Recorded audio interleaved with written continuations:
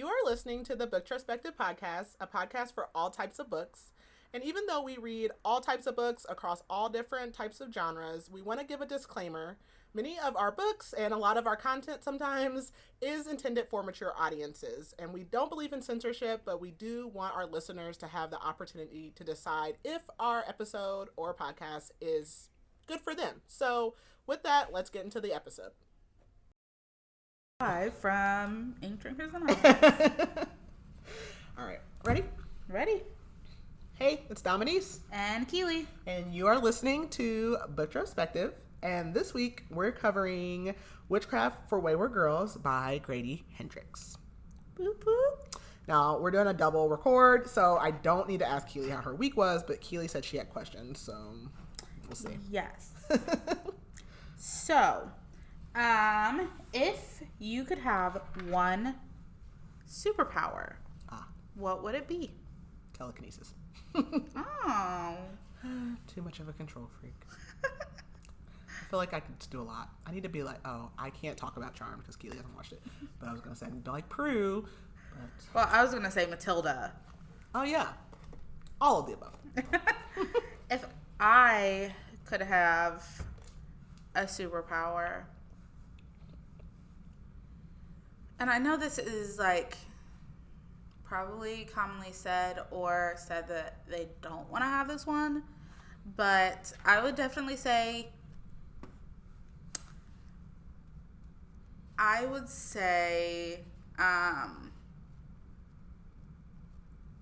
like mind reading, but like conditional.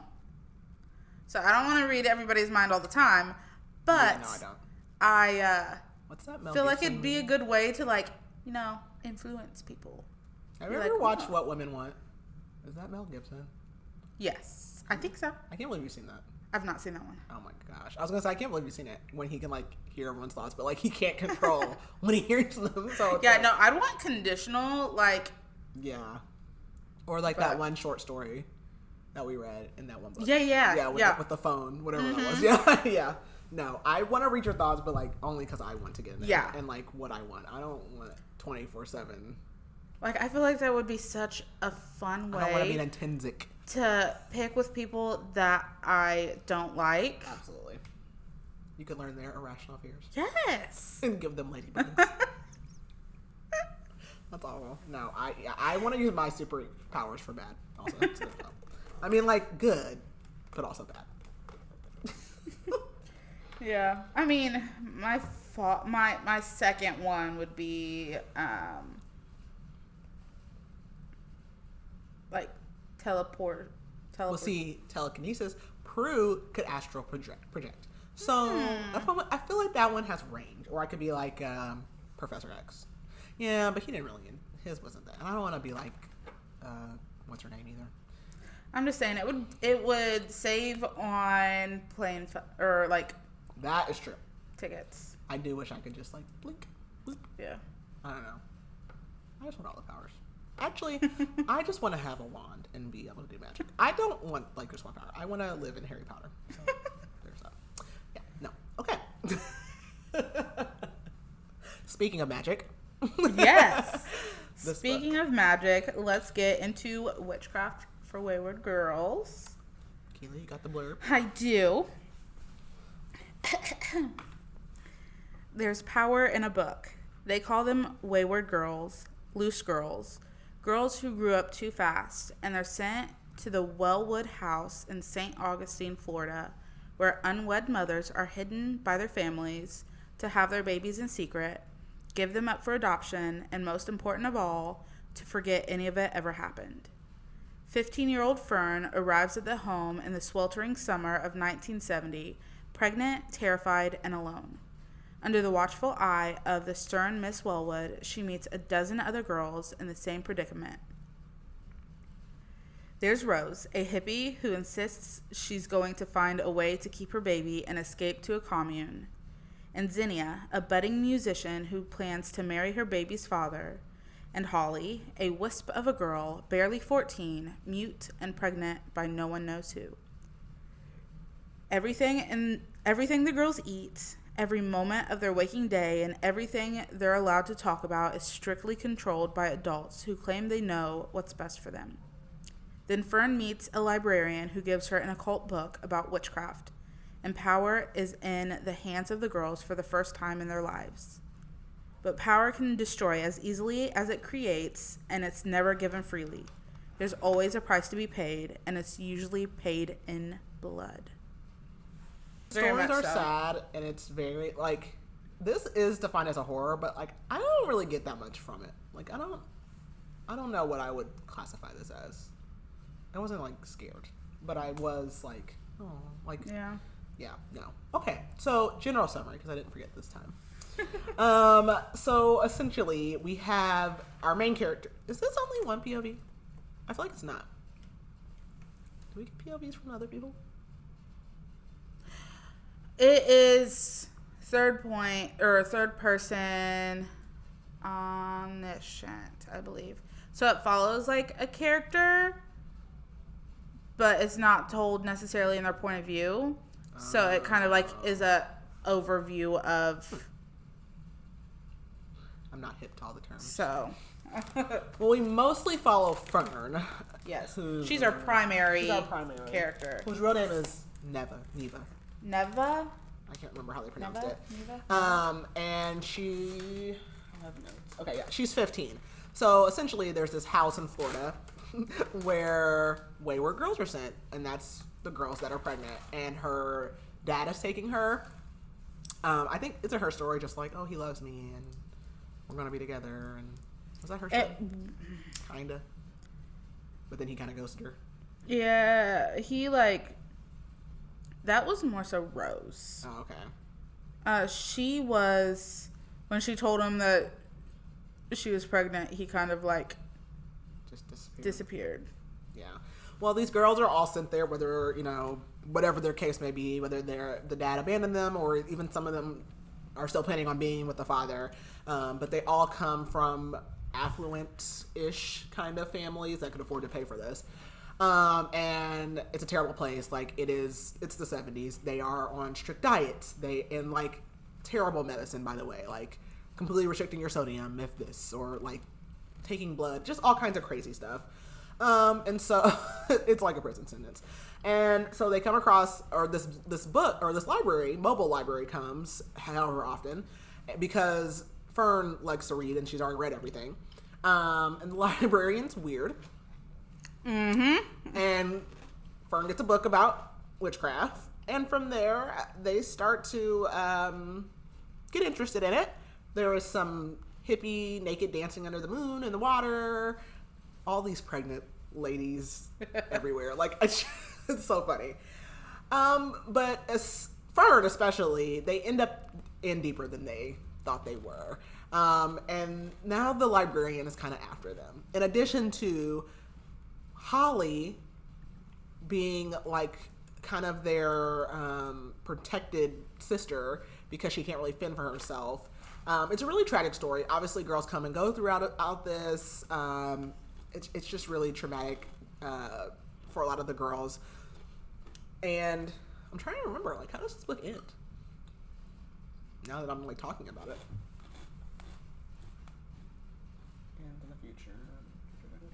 Oh, I do remember. They went and they like, yeah. And so similar to last week, it's like, again, like women empowerment, very much like feminine rage, yeah, all of that. So it's kind of hard to do a general summary on this because it's very broad. It's a longer book too, for sure.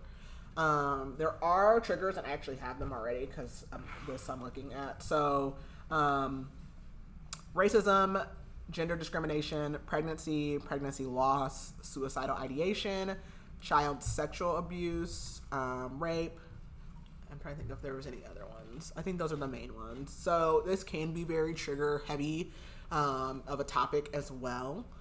And it was the 70s. Yeah. So different time, different all those things. So we know everything wasn't politically correct at all. Again, this book is genred as being horror, but I I wouldn't say pure horror. Like, it's definitely light on that side. I would say kind of more, hold on.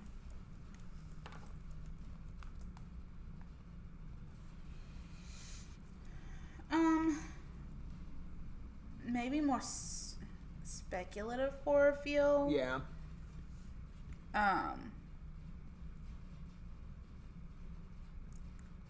Yeah. I think it leans, I don't know. I would definitely say that it's probably a little more speculative. Yeah. It's not true. Like, I wouldn't just say horror. Like, it's got some other razzle-dazzle in there. Yeah. For sure. Okay. So, let's see. Is there anything else that I need to say? We kind of talked about that. I think that kind of covers it. Yeah. All right. So if you have not read this book and you don't wish to be spoiled, this is your warning to pause here and come back. And the spoiler walls go up. So we open this book with Neva, who becomes Fern. They all have flower names. Again, it's the 70s. And so she is brought to this house by her dad. Like, she literally is like in the car, like, I don't even want to say I have to pee because like, and like the radio's like, the water, blah, blah, blah. Like, it's like, it's bad. I can't remember how far along she is when she's on the way there. But she ends up going to the Wayward house, and she meets a bunch of girls again. So Holly, shortly after her arrival, Zinnia comes, who ends up being like the only black girl there. There's Rose, who is like pretty bitchy. There's lots of girls there. Miss Wellwood is kind of like the house mom, and I believe she's the doctor's daughter. Not the doctor in this book. No. Her dad, or not the current doctor. Her dad is dead. Okay. Yes. So I just remember what happened to her, and it just makes me cackle because she deserved it so bad. But anyway, so these girls are like, they're put in this house. They are subjected to all kinds of terrible stuff. Literally, like, special diets. Ugh. At one point in the book, Fern is made to drink a liver milkshake because her iron is low. Oh my god! It's terrible. It would have been over for me right then and there. I would not have. Yeah. I would have sat there for the rest of my time there. Yeah, and she's just made to sit there until I can't remember who it was that came up and like Rose. Yeah, and drank it and then like burped. Oh my god. Oh my gosh. No, that is disgusting. No. But like terrible stuff like that, or like some of the girls can't have salt. They literally are giving them like water injections, like crazy. And like, and this lady's not a nurse, by the way. Like, there is a doctor that comes there, but whatever. And basically all the girls here are forced to give their kids up for adoption. Mm-hmm. They are, whatever. And so the librarian comes on the mobile bus, and because this is like their one like freedom, and Fern ends up with a book on how to be a groovy witch. And it's like, she's not necessarily taking it serious, but let's see. So she's not really taking it serious, but they're like, okay, this seems whatever. So let's like try this out. So they try it out on the doctor because he has like no sympathies for them having pregnancy symptoms. Like they make them do chores, like they don't care. So they do a spell to make him have the nausea and vomiting in pregnancy. I do want to bring up, they transferred Zinnia's like morning sickness. Not even that. Yeah. It was like she had hyperemesis gravidium or whatever, like the very severe. Yeah, like everything made her vomit, so they transferred that onto her. But so Zinnia is probably one of the only black girls in there, and this isn't just unwed mothers. These are children. These are kids. Yeah, they're all underage. But anyways, it threw me off a bit. But when Zinnia was introduced, she was introduced as a colored girl, and I was like, what? Excuse me? Ugh. And I was like, oh, he's like, because of the time period, he's. Mm-hmm. But I was like, what? What? Yeah. And she is the, like, I can't remember if they go back to her, but she's the one, like, her and the guy are going to be together and blah, blah, blah, all these things. So, why is camera on? Go away. Okay. So, it works. He is sick as a dog. Yeah. Sick as a dog.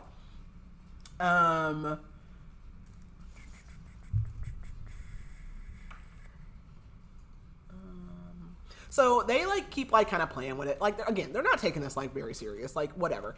But then this dog starts showing up, and it's basically like what do they call those? It's right there. Familiar. Familiar. I was like, it's right there on the tip of my tongue.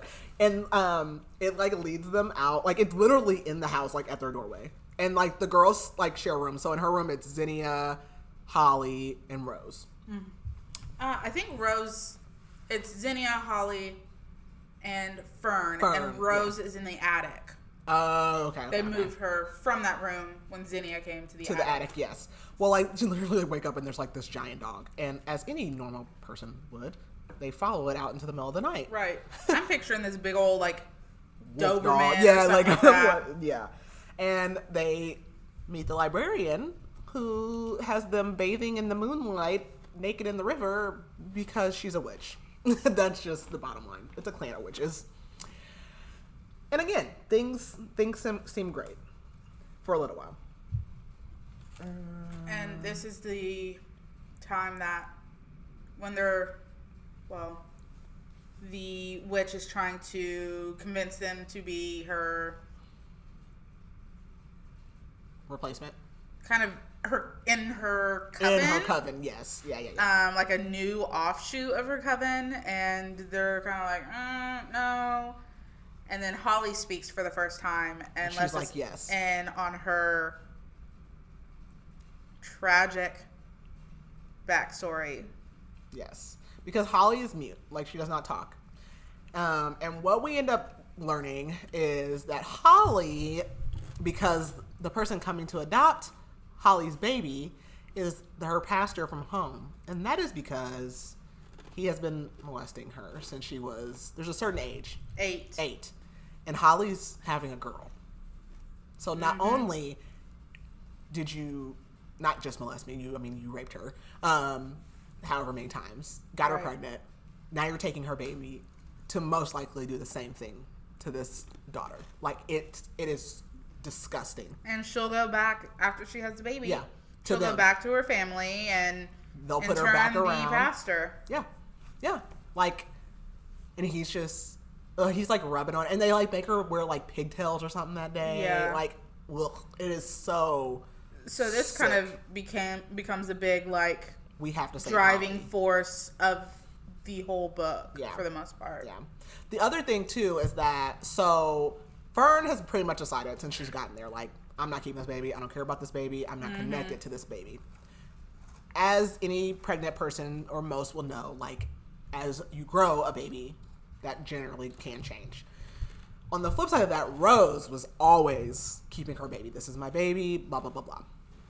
Well, Rose has her baby. She goes into labor. And she fought it because there's, like, a whole thing. Like, they have to, like, pack their bag and, like, there's a whole thing or whatever.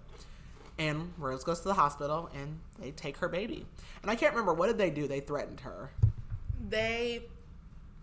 I think they put her in the psych ward. Yeah. For a couple days. Yeah. And they were like, and said that if you don't sign off, then you're gonna stay here. So she comes back, and like after they have their baby, they go out into like the shed, the garage, or something. They're not in the house. They're in like the air conditioning. We're like, oh, okay, now I can have like air conditioning. Not when I was a whale, but okay. And they're like, where's the baby? And Rose has like completely switched because she's traumatized. She's like, this is stupid. Like, forget it. Forget you guys. I'm going home. And then her, like, mom comes and gets her, and she's back to whatever her name was. Like, she puts on her sunglasses, and she's back to being Malibu Barbie or whatever she was. Like, traumatic. So, Rose leaves. The baby's gone. And then this Holly situation. So, Fern's like, all right, what do I got to do? What we learn is that, what is the librarian's name? Mrs. something. Mrs. I think it starts with a P. I think it does, too. Where's it at? Parsay. She So this is how this coven works. Obviously, they're all women. They, like, pass down their ancestry physically through person to person. I don't know that it says how old she is, but essentially you kind of die. Yeah, and you get kind of like possessed by the ancestors. Yeah. So you are not yourself anymore. Yeah. And there's one in the coven who refused to do it. And now she's like cuckoo bananas or whatever.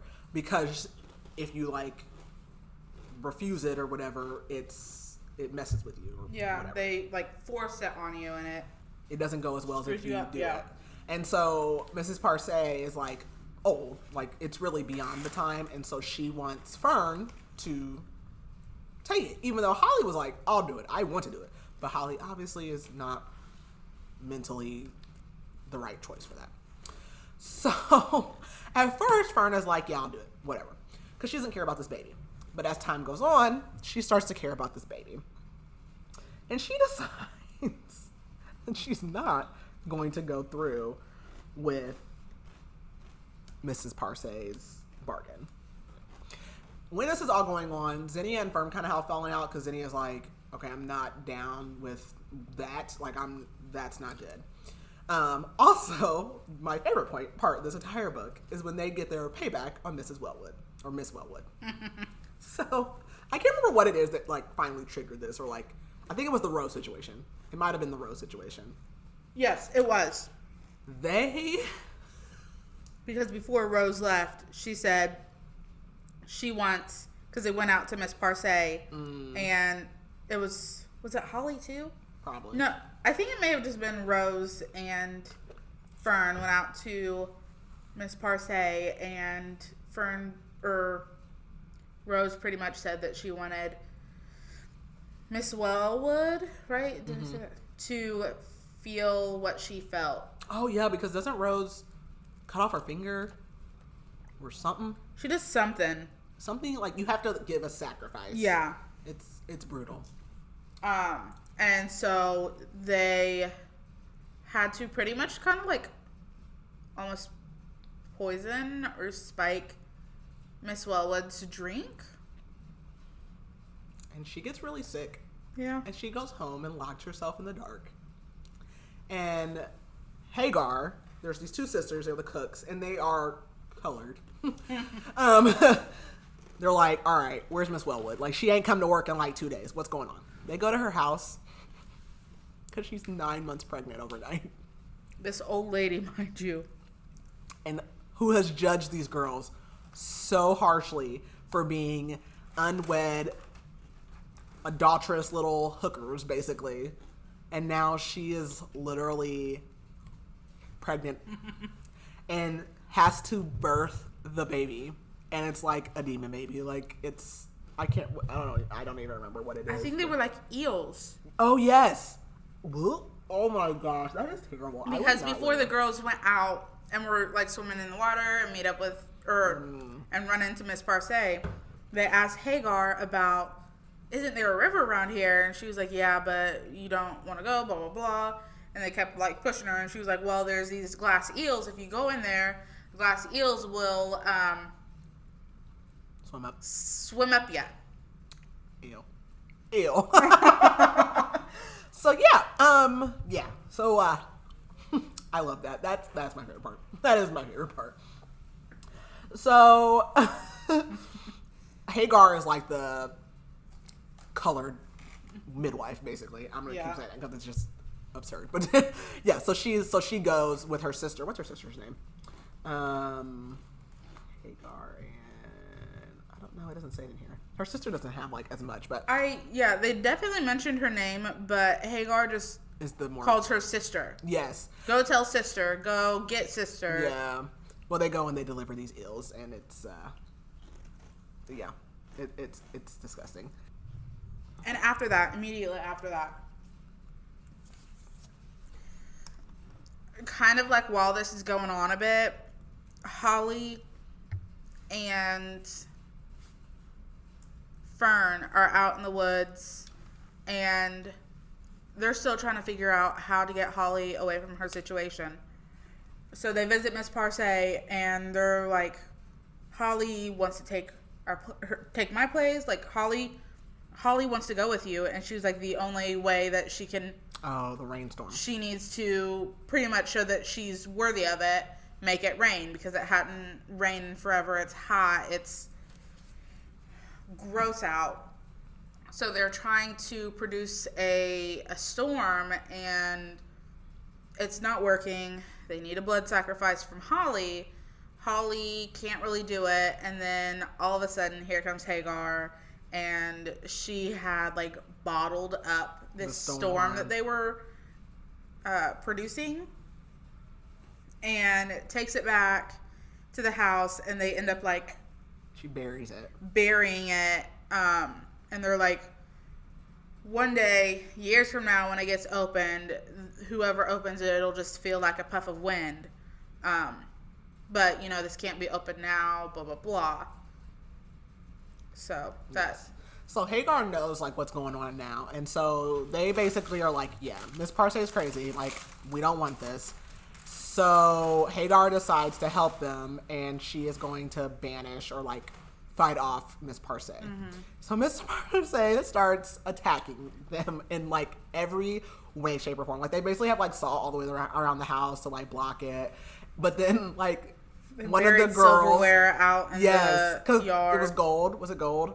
Or something, because then, like, Miss Bloodwood's like, where's all my silverware, whatever. Yeah, silverware, and there were, like, horseshoes above the doors or something like that. And then one of the girls, though, again, they're on these terrible diets, is salt deprived, so she literally, like, cuts a whole, like, opens the barrier because she's, like, eating the salt. And not just on one door, but all of the doors. So, like, Miss Parcey's coming, she's literally, like, throwing all of her energy at this house. Like, she sends, like, storms of rocks. People literally are like, because the police end up coming, all this stuff, and, like, people are, like, dying. It's like Nope. Like, when the stuff was falling out of the sky. Like, it's literally like that. And so while all this is going on, like, the reason Miss Parcey is doing all this too is because she's dying. And so, like, if she dies, the ancestors will all die with her because they won't get to pass on. So that's, like, the other reason she's, like, pushing for this. And while all of this is, like, going on, like they're still trying to defend whatever, Fern goes into labor. And she's like, I cannot leave this house. But she does, and it makes me think of Sinners, because Hagar makes her essentially a mojo bag. Yeah. Yeah. And she goes to the hospital. They take it off of her. She has her baby. It is so traumatic. They take her baby. And Miss Parcey, like, appears. Do you think she really was there? I don't know. I don't know if she, like, was really there, or if it was kind of like some kind of like astral projection. Yeah. But she doesn't, like, harm her there, but she, like, shows herself and is basically like, you are going to, like, you're either going to come with me or I'm going to take your baby, pretty much. Yeah. So she goes back home. She does try to keep her baby, but they basically manipulate her, and they're like, yeah, no, you're not keeping this baby. But she ends up signing the, like, birth certificate with her real name so that if her baby ever wants to find her, she can. So she goes home, and we're not there yet, because now Holly goes into labor. Yeah. But obviously, they do not want that, because they know they have not found a way to save Holly yet. So so basically when the girls go into labor, they get these tickets for the taxi, and they sneak around Miss Wellwood, and somehow her and Zinnia sneak into the cab, and it's like, it's a black cabbie, and they convince him to take them to Hagar's versus the hospital. They get to Hagar's, and that girl's in labor forever because the baby is stuck, probably because she's too small. Yeah. And, like, it is touch and go, but she does end up delivering her baby. Right? It all goes okay. Yeah. But that all goes okay. They go home, and of course, the terrible man comes to get the baby. And the only thing that Fern can think to do is to call on Miss Parcey. She, was that before, or? Is that when she breaks the storm? Yeah. She digs up. Yeah, because she goes out in the yard, and they're like, what the heck is wrong with this girl? She goes out there, digs up the bottle, breaks the glass, releases the storm. And Miss Parcey, like, literally summons like this goddess storm thing, and she still is trying to take Fern though. But Holly, like, in the one, some of the people in her coven start fighting back though because of what happened to the other girl, and they're like, why do we have to keep the ancestors like line going? Like, why can't you guys just die off? So that's a little anticlimactic. So Holly does end up going with them. That's the end all be all. The pastor dies, doesn't he? No. Did he not die? So they, after all of this is said and done, she as in Fern is walking through the yard, and she sees the pastor laying there with like his shoulders broken and like he has broken limbs, and he's like laying near a puddle, and she starts to like push his head under the water, but decides against it, which, girl, strong. But then we get to kind of the present day, and she's talking about how, so she had given Holly her dad's ring because her dad, when she went at the beginning of the story, when she went to the bathroom or stopped to go to the bathroom, he gave her his wedding ring so that people wouldn't look at her and think she wasn't married. Yeah. And he just forgot to grab it back from her, so she had been carrying it the whole time. And when Holly, all the flower names are like screwing me up. When Holly went into labor, she gave Holly the ring because she was like, if they think you're married, then they're gonna treat you better than what they treated me. But obviously they didn't end up going. She forgot to get the ring back. But she's telling the story about how her sister, Fern's sister, ended up calling her, again, this is like, what, 30 years? Like, yeah, she's 30, like 40 years 40 later? or 50 years old now, yeah. Ended up calling her, mind you, her siblings had no idea any of this happened. Yeah. But her sister ends up calling her, saying that her, pretty much her daughter found their father's wedding ring on the kitchen table, which had to have been Holly because she was the last one known to have the ring. So Fern and her nephew end up going to see Rose. And when who's like a lesbian now. And and she's got a daughter and a granddaughter. Yeah, that look just like her. And then she, recounts that she ran into Xenia by accident somewhere, and they had a great, reunion. I think she ended up with her boyfriend. They ended up getting married. So that's good. It did end up being what she said. Mm-hmm. And then Rose said something about wondering if Holly's still alive or Holly being dead or something. And Fern says, no, she's alive. 30 years ago or something. She recounts about the ring thing and says something about how some decades ago, I don't know, I can't remember how long ago it was, there was a news story about a pastor who was preaching a sermon, and in the middle of the sermon he starts divulging that he had been raping all of these kids, and he got one of them pregnant and blah blah blah, and then he ends up getting arrested and all that stuff, and it turned out to be the same pastor that was Holly's abuser. So they're like, Holly is out there somewhere, and yeah, and that's how that ends. Yeah, it was such a good book. It really was. It was really good. I 5-starred it. I didn't know what I was expecting. Again, I normally don't, but it was really good. It was really it was really touching. Mm-hmm. Again, it's traumatic. Yeah, it's terrible. Although this is not a true story, but that is the story of a lot of people. And her daughter, Fern's daughter, was not upset. She was like, that was something terrible that happened. Because, of course, as you know, I feel like it's always depicted with people who give up their children for adoption. Like, they're always worried, like, you know, are you going to blame me and all those things. And in this case, especially, like, she didn't have a choice. Yeah. She was literally taken from her, and she also was a child. So even if she made the choice, I mean, she was a child. Yeah. Yeah, no, it's tough. Yeah, I gave this, so I really did enjoy it. I gave it 4 out of 5 salt lines. Oh. I 5 salt lines. feel I loved it. It wasn't a 5-star vibe for me. And there's not really anything particular I can point out that, I don't know. But 4 stars is still a great rating. I do wish that there was just a little more angst and tension and stuff around the whole fight scene. Yeah, at the end. At the end. Because I felt like that got resolved really quickly.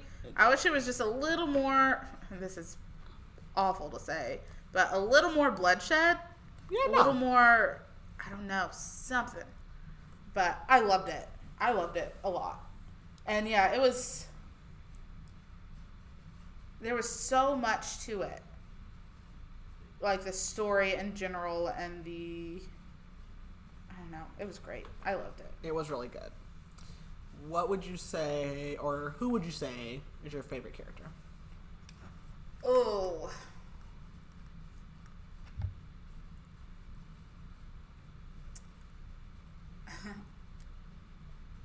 Honestly, I would probably say Hagar. Yeah, I do like Hagar. I really liked Hagar. I felt like I related maybe most to Zinnia. Yeah. Because she just kind of got mixed up in it because she was like, oh, you guys are messing around, you know, blah, blah, blah. And then she's like, oh, this stuff is for real. I'm having nothing to do with it. Yeah, no. But I liked Hagar. Yeah. I like Rose. I get it. Like the whole tough act. It's you know, they're fighting the oppressor. I did like Rose. I mean, I wouldn't be nice in that situation either. Yeah. It's just, yeah, no, I just can't even imagine. Like, it's just a tough situation to be in, and I don't know. She was fun. I really like Hagar too. I didn't even really think about it when I read it because it kind of does give a little bit of that Sinners stuff too, with the mojo bag and like the Southern vibes of it. Yeah. For sure. And it's like interesting because like when you have these black characters and they're like always dragged like into this business that like this don't have nothing to do with me, and they're like, I'm just like the country, like we're just like the country. Yeah. Like midwife, and like I just want to go to work and do my thing. Go home. Yeah. And she's like, no, I gotta take care of all these girls and all this. All these stupid girls getting into stupid stuff. Yes, her and sister. Okay, so this book is set in Florida. Speaking of Florida, did you see what happened with the Supreme Court and like the book banning and stuff in Florida? I mean, yeah. I've seen some of it. About how it was kind of overturned. I don't know if I saw that. So, Jodi Picoult just posted something yesterday, I think. I believe it was yesterday. But her, John Green, a couple other authors, publishers, and 2 students and their parents were pretty much like suing, I guess, about the book bans. Yeah. And they ruled in favor of literature, and that they said that banning books is against the students' constitutional right, their First Amendment right, and said that no parent, pretty much that these bans are the books are being taken out of context. The little like, oh, it's pornographic is a scene taken out of context. Yeah. And you have to take the bigger picture, the full book, an account, and said that it is up to the teachers and the librarians to decide what is going to be in the schools. Yeah. No, I agree. So I'm like, Florida, come on. Shocking. Oh my gosh. So shocking. Because, no. We all think book bans are ridiculous. Ridiculous. Yeah. So I was like, yes, look, Florida of all places. Come on, let's get with it now. So on to reviews. We got a 5-star. Okay. That one is like 12 paragraphs. Woo. This one is a little bit of nothing. Ooh, that's a lot too.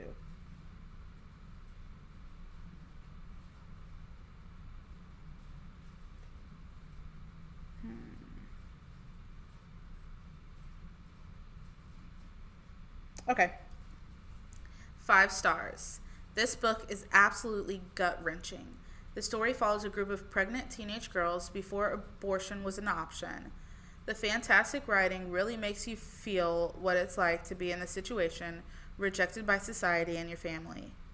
To be only allowed to feel shame, to be alone, scared, and denied any voice or choice. The horror aspects are great, both the very graphic body horror and the more physical interaction with the witches. I love that the plot was the direct consequence of the characters being deprived of any support or help from the adults who should have protected them. This is a very powerful story, and it will stay with me for some time. I love. Now, before I get to one of the 853 one-star reviews, but that's just 1% of the reviews, usually per usual. It's always I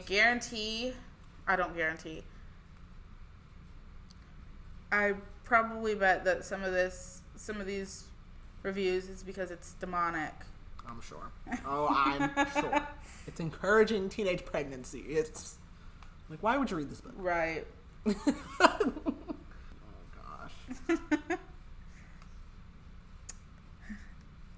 Magical Negro alert.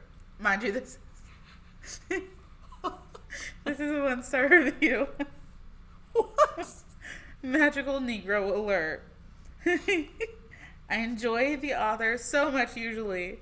I was so ready to love this. The vibes from the craft, the way we treat teen mothers and women in general, the dark, witchy vibes. But man, I wish the author had just not when it came to his black characters.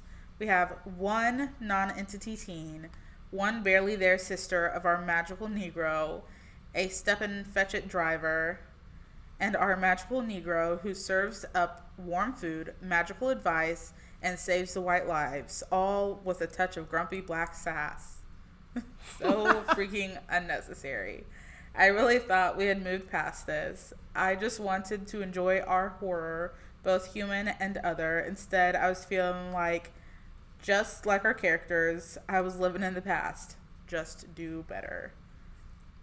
Honestly, I kind of like that review. No, I actually do like that review. I mean, I still like the book, but yeah, that's hilarious.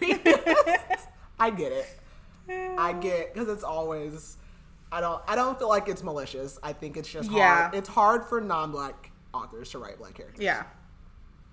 And as authors have said though, but I respect them when they don't, or because they don't know. Yeah. I didn't dislike anything, but like, it's just funny. And I get it. Like, I respect that feedback. Like, I get it. So, no. Yeah. And it also is, I feel like, difficult for non-white authors to write non-white characters in times and places in which there is heightened discrimination and tensions. Like, they can't write this and not include it like in that time period, because it wouldn't be legitimate. Mm-hmm. It has to be included, so it's already going to feel uncomfy, but they also can't like subject themselves to never writing. I mean, they can write it 2025 and it's the same thing. I mean, like, so it's like it's going to be a part of the book. Mm-hmm. It's unrealistic to not have it. So that's just. I got a giggle out of me though. That's This hilarious. is probably my favorite 1-star review. That is so funny. Not magical Negroes. We should get shirts. I want my shirt to say magical Negro. I love that actually. I think we should get capes. That's hilarious. Trademark that. Please, I would buy it right now. Okay. That's hilarious. Who knew that there was something funny coming out of this?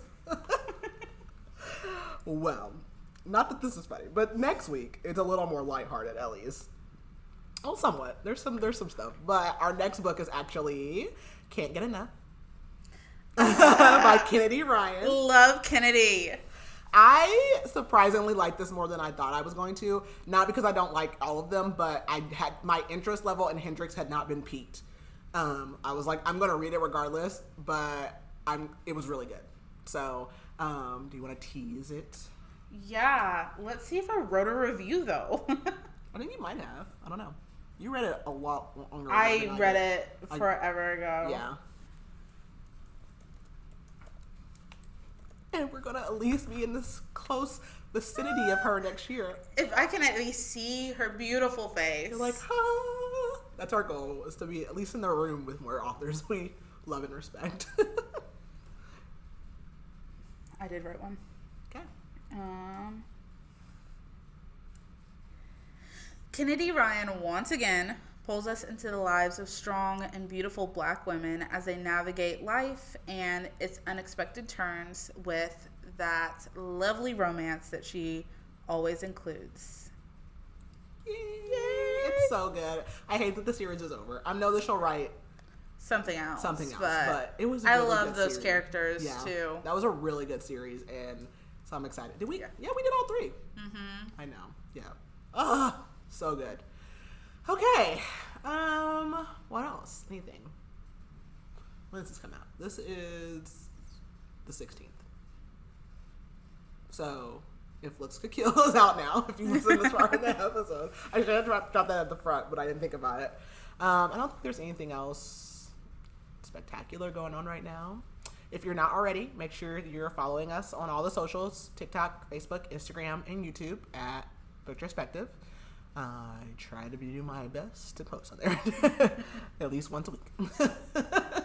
Yeah, and I think that is all that we have for this week.